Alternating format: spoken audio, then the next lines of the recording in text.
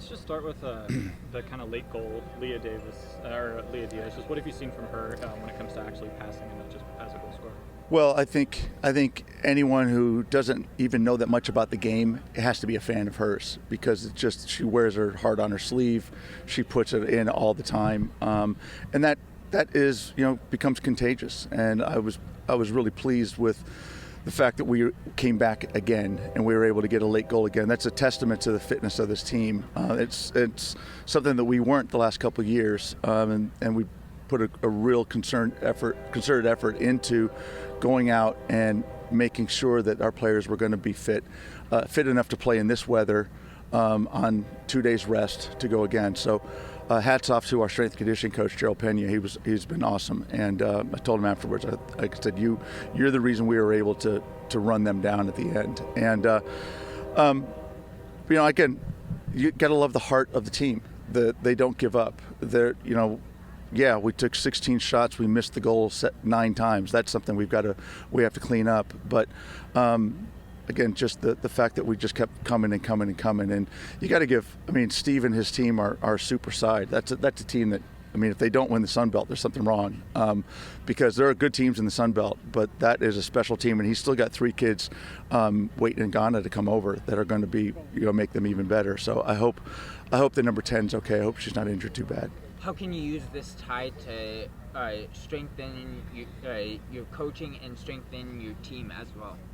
Well, I think the girls, one of the things about having a team that's brand new is they have to go through some tough experiences to show that they're unified and that they can do things. And this is one of those games where they can look back at this particular match and say, yeah, we came from behind in a tough situation, tough calls against us, a goal that we score and they take it back, that would have been the second goal. And so we just got to keep going. We can't let things like that affect us. And I think that it's games like this that can help us, as we get into the nitty and gritty. And nitty and gritty starts on Saturday, because UConn is a really good team. They've got, with Okafor up front or playing in the attack, she's dynamite. Their defense doesn't make mistakes, and we're going to have our hands full on Saturday. But this game at least will help to build that belief that these players have in each other.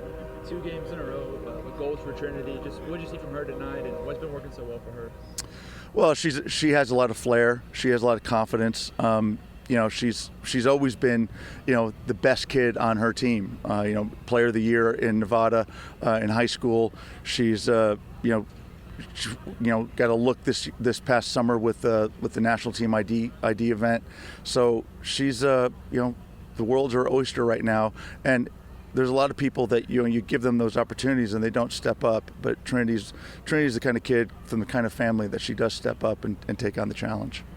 You mentioned the fitness earlier. Was that kind of what allowed y'all, do you think, to break through in the second half, or what changed in the second half? I do. I think that Steve wasn't able to make as many substitutes as we were, and I think that little bit of extra that we had, and the depth of our bench to be able to bring players on that can up the tempo when they come in the game. That's an important quality in women's college soccer. With what you're saying right now, how could you use that mindset from now on? Just with well, like I said, I think that's what you're going to see will be built in it. A late goal in the 87th minute the other night. Tonight a goal in the last 5 or 10 minutes to bring us back, and then we keep pushing and pushing and pushing. Those are the issues that help teams to become great teams, and we're still building. This is a project that is well on its way now, and more belief, the better off we're going to be. You mentioned their number 10 already. Unfortunate with the injury, but how do you guys think you dealt with her prior to that?